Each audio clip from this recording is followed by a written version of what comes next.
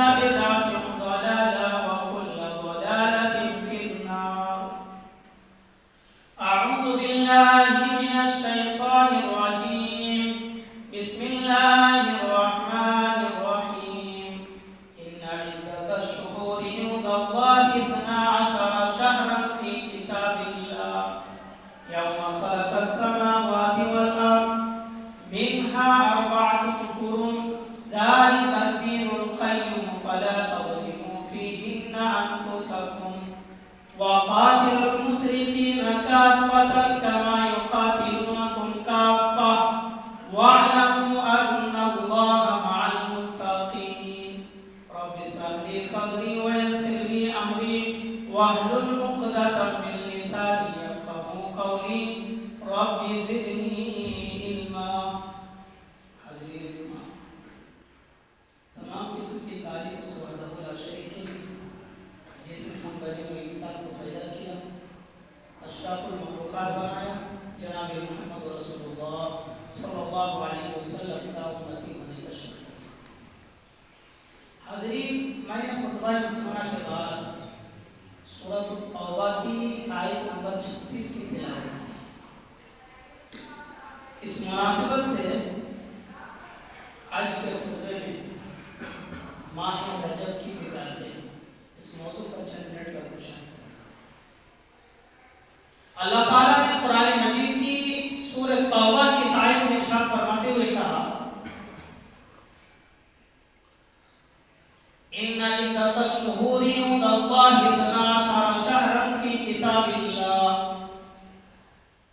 کہا کہ اللہ کے نزدیک کتاب اللہ میں مہینوں کی گنتی کی تعداد 12 ہے. مہینوں کی تعداد اللہ کے نزدیک 12. اور یہ کب سے ہے؟ کس نے بنایا؟ انگریزوں نے بنایا ہے؟ نہیں.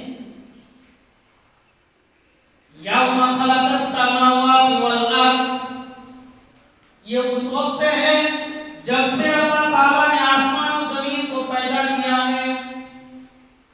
جب سے اللہ تعالیٰ نے آسمان اور زمین کو بنایا ہے اس وقت سے ہی مہینوں کی گنتی 12 ہے. کہا کہ منہا 4 حرم، ان میں 4 حرمت والے مہینے.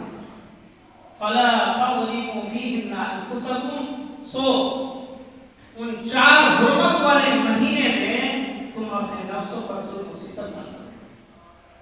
اس کے بعد فرمایا کہ جب یہ حرمت والے مہینے گزر جائے تو پھر ہاتھ پہ ہاتھ رکھ کے بیٹھنا نہیں، کیا کرنا ہے؟ وَقَاتِلُوا الْمُشْرِكِينَ كَافَّةً كَمَا يُقَاتِلُونَكُمْ كَافَّةً.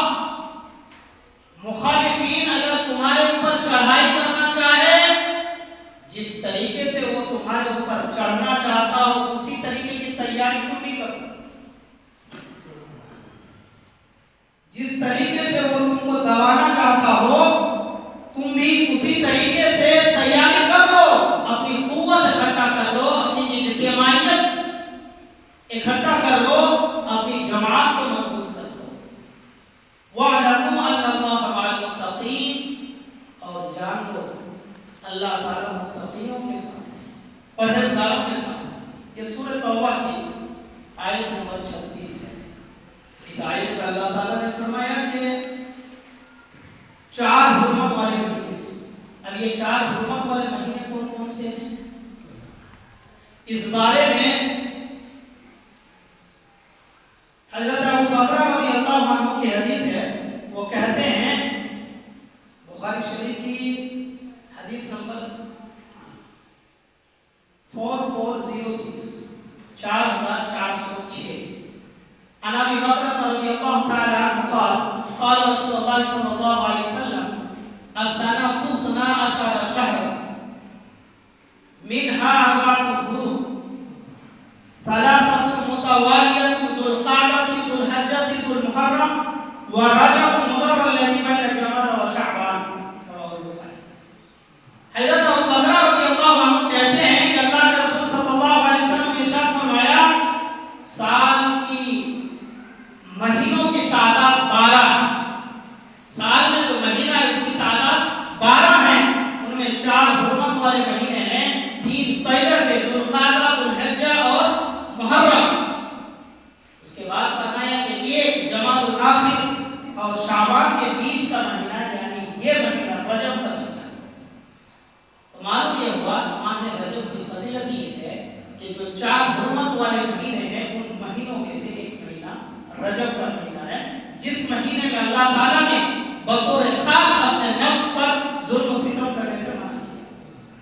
یوں تو سال کا 12 مہینہ میں ظلم و ستم کرنا منع ہے اور گناہ ہے، لیکن بطور خاص ان مہینوں کی حرمت اللہ تعالیٰ نے رکھی ہے۔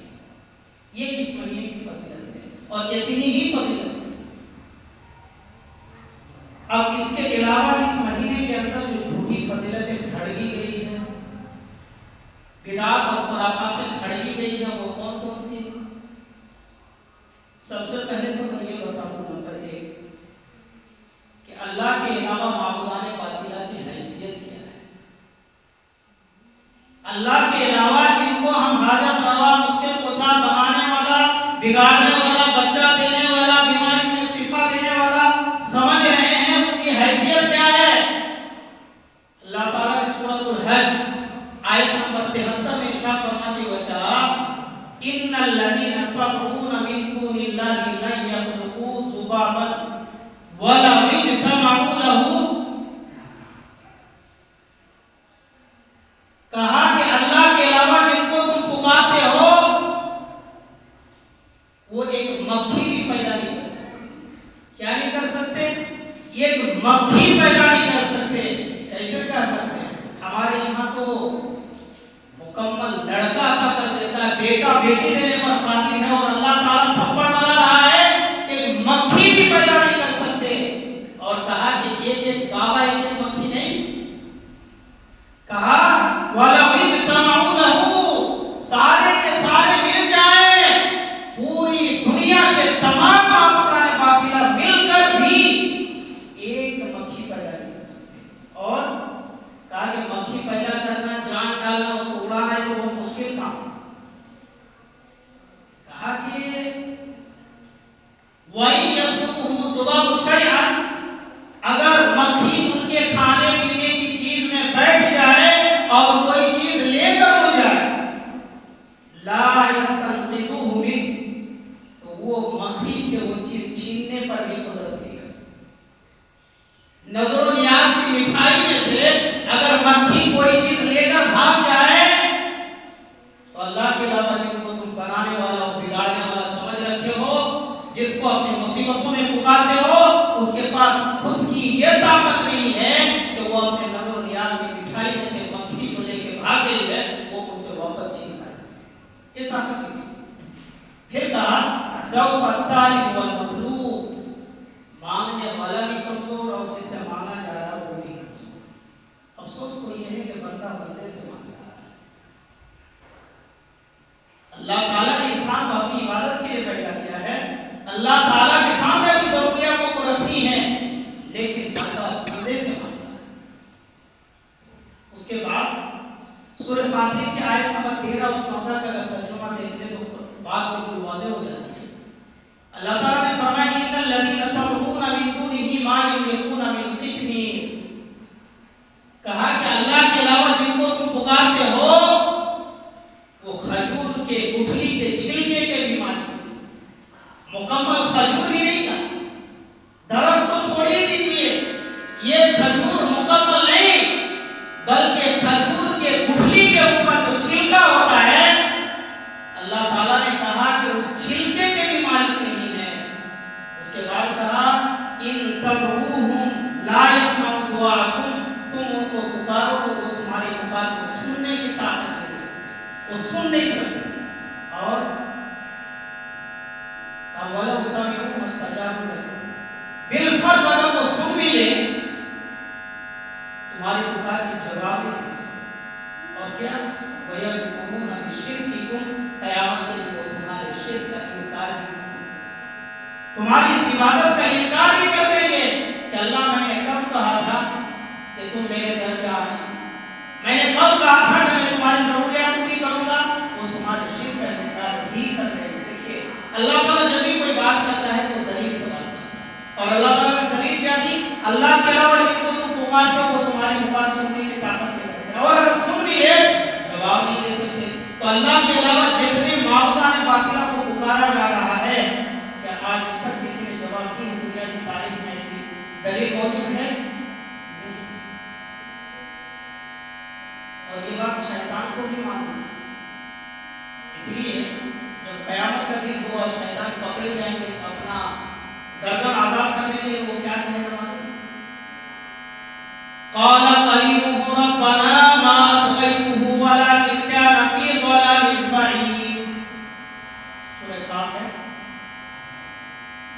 शैतान ये कहेगा कि अल्लाह मैंने इस शख्स को नहीं बहकाया था, इस आदमी को हमने बहकाया भी नहीं था, ये तो खुद ही गुमराही में दूर निकल गए थे, खुद इसको अपने अमल का पता न था। यानी शैतान भी क़यामत के दिन ये कहेगा कि अल्लाह मैंने इसको नहीं बहकाया था, ये तो खुद ही गुमराही में आगे निकल चुके थे।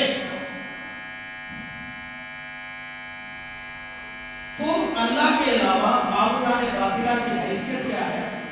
मालूम ये हुआ कि वो मक्खी के पास से कोई शय छीनने की ताकत नहीं रखते। तो अलबत्ता एक इंसान को अपनी जिंदगी की जरूरियात कैसे मुहैया कर सकते? तो अल्लाह के अलावा माबूदान बातिला की कोई हैसियत नहीं। पहली चीज। दूसरी चीज जो इस महीने के अंदर खड़ी गई है वो क्या है?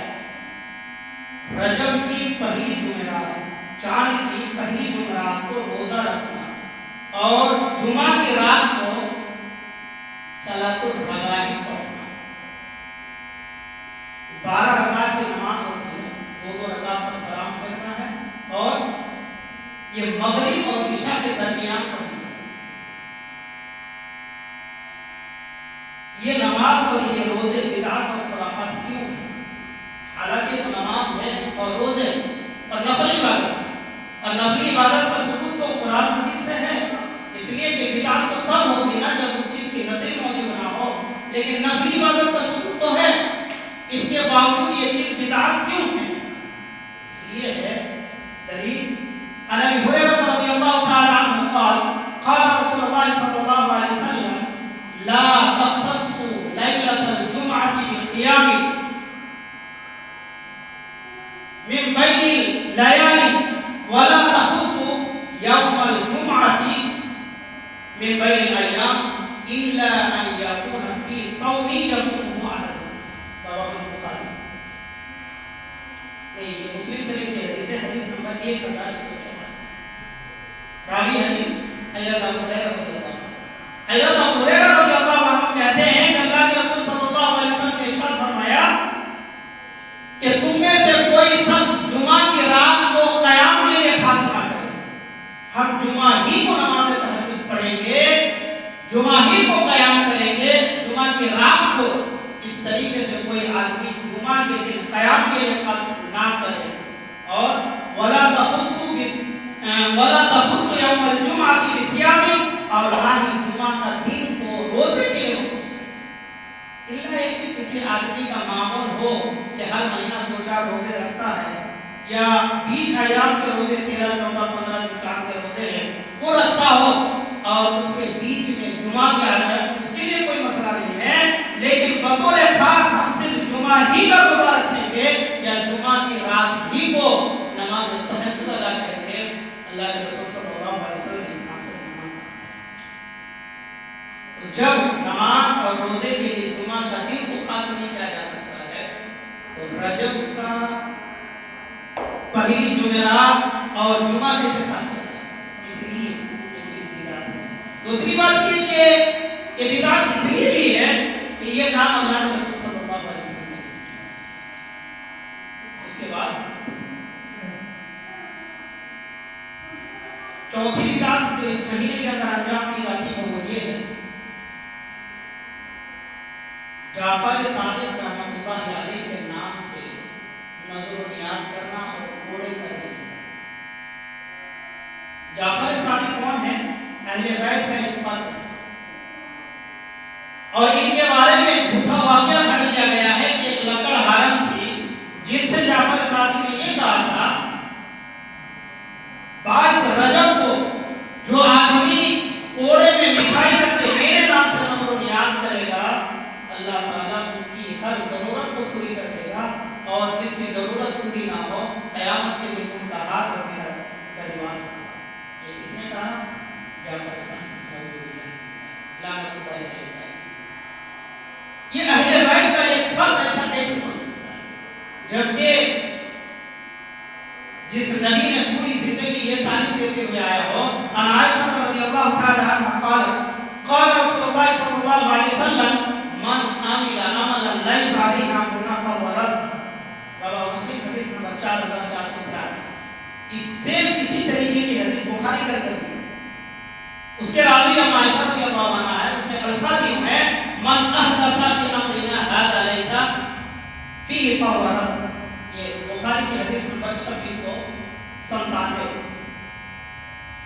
اللہ کے رسول صلی اللہ علیہ وسلم نے کہا کہ جس شخص نے کوئی ایسا کام کیا یا جس شخص نے کوئی ایسی چیز ایجاد کی جس کا حکم میں نے یعنی محمد رسول اللہ صلی اللہ علیہ وسلم نے نہیں کی ہے، وہ کام ریجیکٹڈ ہے، مردود ہے، اس کی اسلام کے اندر کوئی حیثیت نہیں.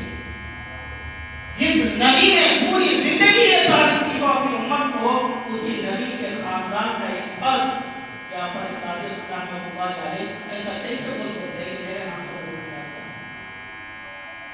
اصل مسئلہ کچھ اور ہے. جب محدثین اور تاریخ نگار نے اس واقعے کی چھان ماری تو ان کو یہ مسئلہ حل کرنا کہ اصل چیز یہ نہیں ہے، اصل چیز یہ ہے کہ جعفر صادق رحمۃ اللہ علیہ کا نہ تو 22 رجب پیدائش کا دن ہے اور نہ ہی وفات کا دن ہے اور نہ ہی ان کی زندگی میں کوئی اہم امور انجام دیے گئے. اصل مسئلہ یہ ہے کہ اس دن امیر معاویہ کاتب وحی اللہ کے رسول صلی اللہ علیہ وسلم کی نسبت برادر ام المومنین ام حبیبہ رضی اللہ تعالی عنہا کے بھائی ابو سفیان رضی اللہ عنہ کے صاحبزادے اور تمام مسلمانوں کے امیر المومنین کاتب وحی امیر معاویہ رضی اللہ تعالی عنہ کا انتقال ہوا. کس تاریخ کو؟ 22 رجب. اور ان رافضیوں کو، شیعوں کو ان سے کس قدر بغض ہے بتانے کی ضرورت نہیں. انہوں نے اپنی بغض میں اور اپنی حسد میں منہ کی کڑواہٹ دور کرنے کے لیے کوڑے کا، مٹھائی کا ایک رسم بنایا. اب انہوں نے دماغ لگایا کیا صحابی رسول کے نام پر ایک بدعت کا ایجاد کی جا سکتی ہے، اس کو عالم اسلام میں قبول کی جائے گی، لہذا یہاں پر ایک جھوٹی واقعہ کھڑا ہو، لہذا اہل بیت کا ایک فرد جعفر صادق رحمہ اللہ تعالی عنہ کو لا کے کھڑا کیا. یہ واقعہ یعنی امیر معاویہ کے انتقال کے دن انہوں نے مٹھائی کا دن بنایا، جبکہ وہ معزز ہستی ہے جو 40 سال تک اسلامی حکومت، 20 سال تک حکومت اور 20 سال تک گورنر آف چیف کے حیثیت سے. لہذا معلوم یہ ہوا کہ کوڑے کے رسم کی بھی کوئی وجود نہیں، اس لیے کہ اللہ کے رسول صلی اللہ علیہ وسلم کے دور میں یہ چیز نہیں تھی. اور اللہ کے رسول نے واضح طور پر کہا ہے کہ جس شخص نے ہمارے دین کے اندر کوئی نئی چیز ایجاد کی وہ مردود ہوئی. اب آئیے 5ویں بدعت جو اس مہینے کے اندر انجام دی جاتی ہے وہ کیا ہے؟ وہ یہ 27ویں تاریخ کو معراج ہوئی ہے. رجب کی 27ویں تاریخ کو 27ویں رات معراج کی رات ہے. دیکھیے معراج ہوئی ہے، اللہ کے رسول 7ویں آسمان تک گئے ہیں، بیداری کے حالات میں گئے ہیں اور جسمانی طور پر گئے ہیں. ہمارا ایمان اس کے اوپر ہے، ہم اس بات سے انکار نہیں کرتے، لیکن کیا 27ویں تاریخ کو ہوئی ہے اس بارے میں تاریخ کی کوئی اوراق ہمیں نہیں ہے. نہ اس کا سال فکس ہے کس سال ہوئی ہے اور نہ ہی مہینہ فکس ہے اور نہ ہی تاریخ فکس ہے. جو چیز فکس نہیں ہے ہم اس کو اپنے طرف سے فکس کیسے کر سکتے ہیں؟ اور اگر فکس ہوتی تو اللہ کے رسول صلی اللہ علیہ وسلم نے اپنی زندگی میں کبھی اس تاریخ کو یعنی 27ویں رجب کو کوئی عبادت کی ہے، روزہ رکھنے کی تلقین کی ہے؟ کیا معراج کے بعد اللہ کے رسول کی زندگی باقی نہیں تھی؟ اللہ کے رسول زندہ نہیں رہے؟ کیا اللہ کے رسول صلی اللہ علیہ وسلم نے کام کیا جو آج ہم کر رہے ہیں؟ جواب نہیں. تو جو کام نبی نے نہیں کیا وہ ہم کیسے کر سکتے ہیں؟ لہذا ماہ رجب کی بدعتوں کے تعلق سے مولانا عبدالحی لکھنوی، امام شوقانی، امام نووی اور ابن رجب جیسے محدث یہ کہتے ہیں کہ ماہ رجب کے تعلق سے جتنی بھی احادیثیں بیان کی جاتی ہیں وہ تمام کی تمام موضوع اور بے بنیاد کھڑی ہوئی انتہائی مقصود درجے کی روایت ہے، یعنی اس کی کوئی وجود نہیں ہے. اگر اس مہینے کی فضیلت ہے تو فضیلت صرف یہ ہے کہ 4 حرمت والے مہینوں میں سے ایک جتنے میں اللہ تعالیٰ نے اپنے نفس و بدن کو ستم کرنے سے منع کیا. اب آئیے کہ اتنی واضح دلائل ہونے کے باوجود، علماء کی اتنی واضح قول ہونے کے باوجود آخر لوگ اپنی بدعت اور خرافات سے باز کیوں نہیں آتے ہیں؟ لوگ ان بدعتوں کو چھوڑ کیوں نہیں دیتے ہیں؟ دلیل ابھی میں پڑھنے جا رہا ہوں، اگر آدمی کو سمجھ نہ آ جائے تو روح کام نہیں ہے. اور سنیے، اللہ تعالیٰ نے سورہ ہود کی آیت نمبر 118 اور 19 میں ارشاد فرمایا.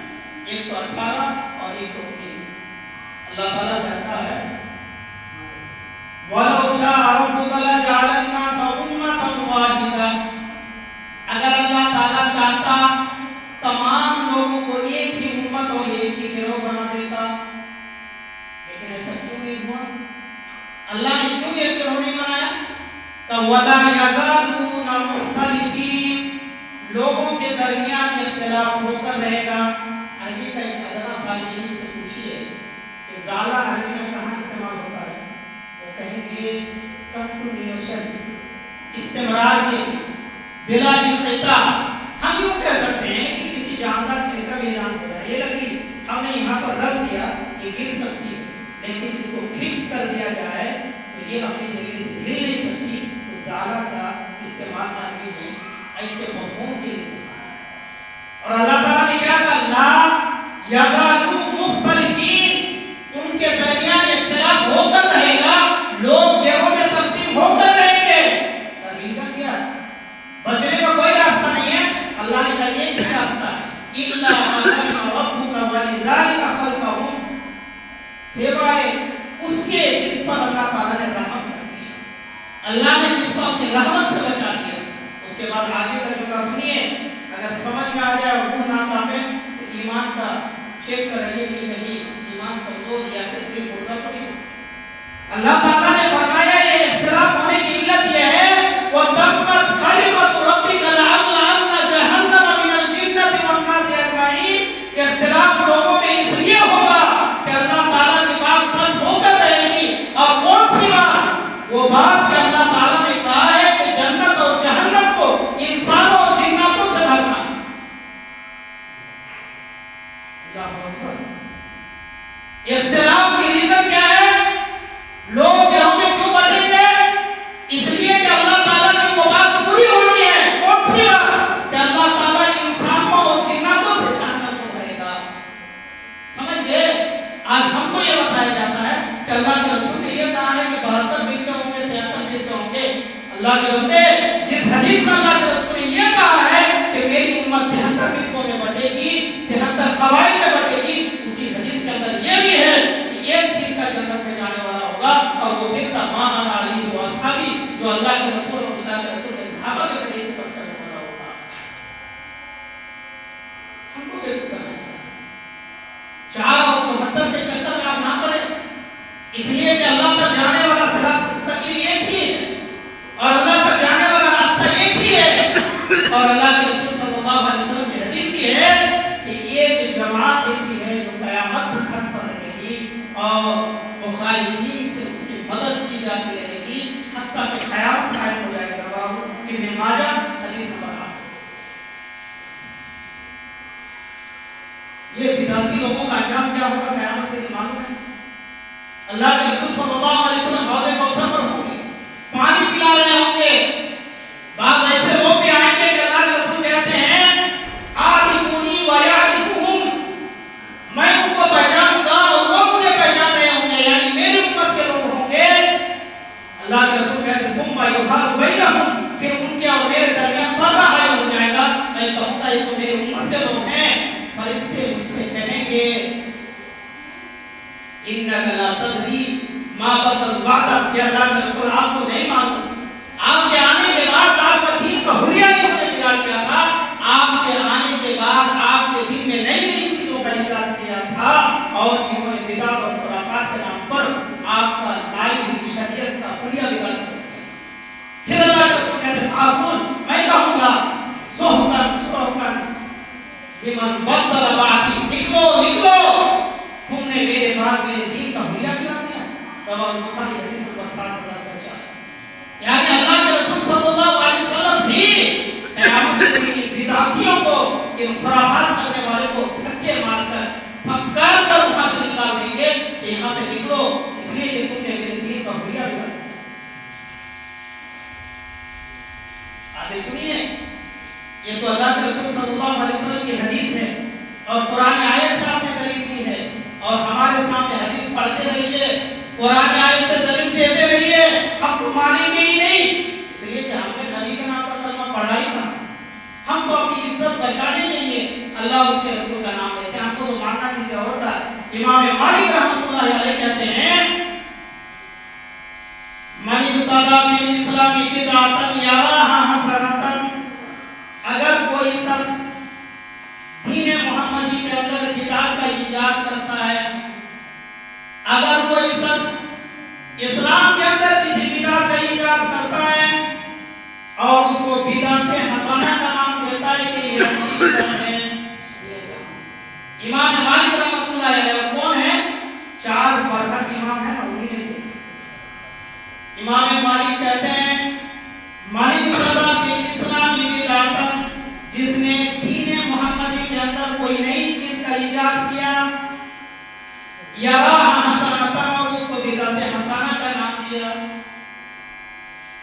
فقد زعم عن محمد صلی اللہ علیہ وسلم خان الرسالہ، گویا کہ وہ یہ دعویٰ کر رہا ہے، کہ اللہ کے رسول نے رسالت کو امانت کے ساتھ پہنچایا نہیں ہے۔ کتنی بڑی بات امام مالک نے کہہ دی، گویا کہ وہ آدمی یہ دعویٰ کر رہا ہے کہ اللہ کے رسول نے اللہ کی لائی ہوئی شریعت کو ہم تک امانت کے ساتھ نہیں پہنچائی ہے، اللہ کے رسول نے خیانت کی ہے، وہ اللہ کے رسول کے اوپر الزام لا کر آیا ہے، کون؟ بدعت حسنہ کے نام پر بدعت ایجاد کرنے والا، اور یہ میں نہیں کہہ رہا ہوں، یہ کون کہہ رہے ہیں؟ امام مالک، 4 برحق امام میں سے۔ اس کے بعد کہا کہ یہ تو بدعت کا ایجاد کرنے والے کے کون ہے؟ لِأَنَّ اللَّهَ يَقُولُ، لیکن اللہ تعالیٰ کہتا ہے الْيَوْمَ أَكْمَلْتُ لَكُمْ دِينَكُمْ وَأَتْمَمْتُ عَلَيْكُمْ نِعْمَتِي وَرَضِيتُ لَكُمُ الْإِسْلَامَ دِينًا۔ اللہ تعالیٰ کہتا ہے کب؟ عرفات کے میدان حجۃ الوداع کے موقع پر اللہ کے رسول کے اوپر یہ آیت نازل ہوئی کہ ہم نے دین اسلام کو مکمل کر دیا ہے اور اپنی نعمتوں کا اتمام کر دیا ہے۔ تو دین کب مکمل ہو گئی؟ عرفات کے میدان میں اللہ کے رسول جب حج کے موقع پر تھے تو حج کے موقع پر دین مکمل ہو گئی۔ اس کے بعد امام مالک رحمۃ اللہ علیہ کہتے ہیں فما لم یکن یومئذ دینا فلا یکون اليوم دینا۔ امام مالک کہتے ہیں اس دن عرفات کے میدان میں جب یہ آیت سورہ مائدہ کی آیت نمبر 3 نازل ہوئی، امام مالک کہتے ہیں کہ جو چیز اس دن دین نہیں تھی آج بھی وہ دین کا حصہ نہیں ہو سکتا۔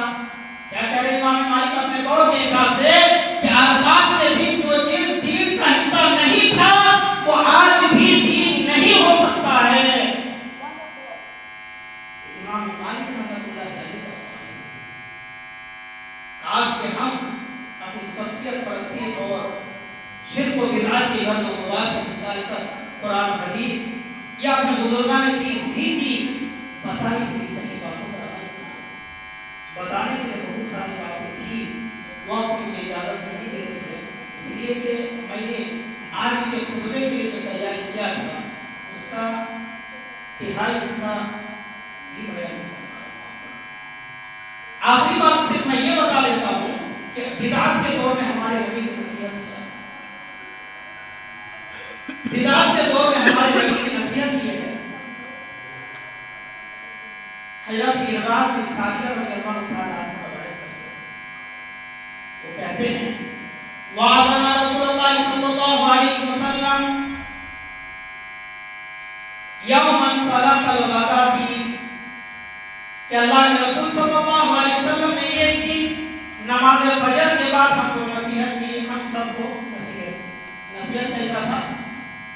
کا موعظۃ بلیغۃ ظرفت منھا العیون ووجلت منھا القلوب، کہا کہ اللہ کے رسول کی واعظ و نصیحت کی اتنی تاثیر تھی کہ ہمارے آنکھوں میں آنسو آ گئے اور ہمارا دل رو گیا۔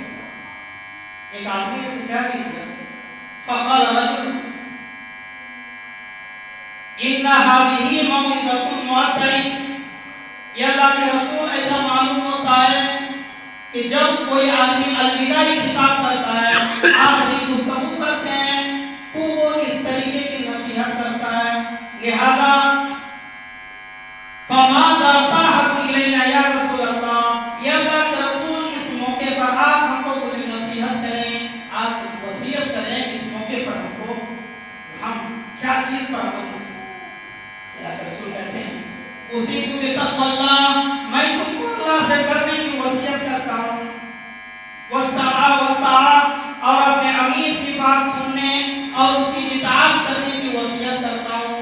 اور کیا کہا، وَإِنَّ عَبْدًا حَبْشِيًّا فَإِنَّهُ مَن يَرِثْ مِنكُمْ يَرَىٰ اخْتِلَافًا كَثِيرًا، اگر تمہارا امیر ایک حبشی غلام بھی بنا دیا جائے، تمہاری برادری کا نام سب سے پچھلے برادری کا بھی اگر بنا دیا جائے تو تم اس کی اطاعت کرتے رہنا، اور بعد میں لوگ بہت سارے اختلافات دیکھیں گے، ہر آدمی یہی کہتا ہوگا کہ میں دین کی بات بتا رہا ہوں، میں قرآن حدیث کی بات بتا رہا ہوں، میں حق پر ہوں۔ یعنی اختلاف بہت دیکھیں گے۔ کہا کہ جب اختلاف کا دور آئے تو کیا کرنا ہے،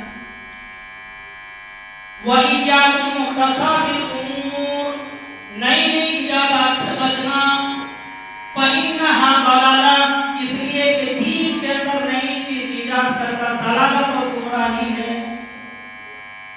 اور کیا کرنا ہے، فَمَنْ أَدْرَكَ مِنْكُمْ فَعَلَيْهِ بِسُنَّتِي وَسُنَّةِ الْخُلَفَاءِ الرَّاشِدِينَ الْمَهْدِيِّينَ عَضُّوا عَلَيْهَا بِالنَّوَاجِذِ۔ اللہ کے رسول کہتے ہیں کہ تم میں سے جو آدمی میری بات زندہ ہے اس کے لیے نصیحت یہ ہے کہ وہ میری سنت کو مضبوطی سے پکڑ لے، یعنی اللہ کے رسول صلی اللہ علیہ وسلم کی سنت کو اور خلفائے راشدین کی سنت کو، صحابہ کی سنت کو مضبوطی سے پکڑ لے۔ اور مضبوطی سے کیسے پکڑنا ہے، عضوا علیہا بالنواجذ، جیسے کہ ایک کاٹنے والی جو دانت ہے اس کو نواجذ کہتے ہیں، اور اس سے جب کوئی چیز پکڑ لیجیے گا اس کا کاٹنا فکس ہے، یا تو کٹ جائے گی یا پھر مضبوطی سے تھکی رہے گی، رکی رہے گی وہ چیز۔ لہٰذا اللہ کے رسول نے کہا کہ سنت کو مضبوطی سے پکڑ لیں۔ یہ حدیث ترمذی شریف کی حدیث نمبر 2676۔ اللہ کے رسول کی وصیت کیا ہے کہ جب اختلافات کا دور آ جائے، ہر آدمی یہی کہنے لگے کہ ہم دین کی بات کر رہے ہیں، ہم دین کی بات کر رہے ہیں، ان سے ایک ہی سوال کرنے کا، یہ جو کام، یہ محفل ہے، یا آپ جمعہ کی نماز پڑھا رہے ہیں، کیا یہ نماز اللہ کے رسول کے طریقے کے مطابق ہے، اللہ کے رسول کے صحابہ کے طریقے کے مطابق ہے؟ اگر ہیں وہ دین ہے، اور اگر نہیں ہے تو وہ دین نہیں ہے۔ یہ شبہات کا جواب بھی دے۔ اکثر یہ کہا جاتا ہے کہ اللہ کے رسول کے دور میں جو چیز نہیں تھی وہ چیز بدعت ہے، تو مسجد پکی اللہ کے رسول کے دور میں نہیں تھی، یہ بھی بدعت، پنکھے نہیں تھے، یہ بھی بدعت، یہ ممبر آج جیسے بنی ہوئی ہے، یہ بھی بدعت، چٹائی قالین میں آپ نماز پڑھ رہے ہیں، یہ بھی بدعت۔ لیکن بدعت کی دو قسم ہے، بدعت حسنہ اور بدعت سیئہ۔ یہ جو ہے نا، یہ مسجد بنانا، یہ بدعت حسنہ۔ اللہ کے بندے، یہ مسجد بنانا، پنکھے لگانا، لائٹ لگانا بدعت نہیں۔ کیوں؟ اس لیے کہ اللہ کے رسول نے جو حدیث بدعت کے تعلق سے کہی ہے، بخاری کی حدیث نمبر 2697 میں، من احدث فی امرنا، اور امرنا کا مطلب من احدث فی دیننا، ہمارے دین میں جو چیز نئی ایجاد کی جائے وہ بدعت اور گمراہی ہے۔ ہم جو پنکھے لگائے ہیں یہ عبادت کے لیے نہیں لگائے، جو یہ پنکھے جب تک نہیں لگیں گے مسجد میں نماز نہیں ہوگی۔ اگر کوئی شخص یہ عقیدہ رکھ لے بدعت ہے، گمراہی، اور اگر کوئی یہ عقیدہ رکھے کہ قالین کے بغیر نماز نہیں ہوگی، مصلی کے بغیر نماز نہیں ہوگی، پھر بھی بدعت ہے۔ ہم نے مصلی کو، قالین کو، پنکھے کو دین نہیں سمجھا ہے۔ دین کے نام پر جو چیز ایجاد کی جائے وہ بدعت ہے۔ جیسے جیسے ماہ رجب کے اندر ذکر بدعتوں کا تعلق میں بتایا کہ اب کوئی شخص یہ کہہ سکتا ہے کہ یہ چیزیں دین نہیں ہے، یہ دین نہیں سمجھا گیا ہے۔ ہاں غریبوں کو کھانا کھلائیے، سال کا 355 دن میں روزہ رکھیں ڈیلی، لیکن کسی ایک دن کو فکس کر لینا کہ ابا کے انتقال کے دن ہی کھلائیں گے، پھر یہ بدعت ہے، یہ دین کا حصہ ہوتا ہے۔ ہم اپنے طرف سے کسی چیز کو فکس نہیں کر سکتے۔ جب جمعہ کے دن کے قیام اور جمعہ کے دن کے روزے کے لیے خاص نہیں کیا جا سکتا ہے، تو پھر اور کسی کام کے لیے کسی دن کو ہم کیسے خاص کر سکتے ہیں؟ اللہ تعالیٰ سے دعا ہے کہ اللہ ہم سب کو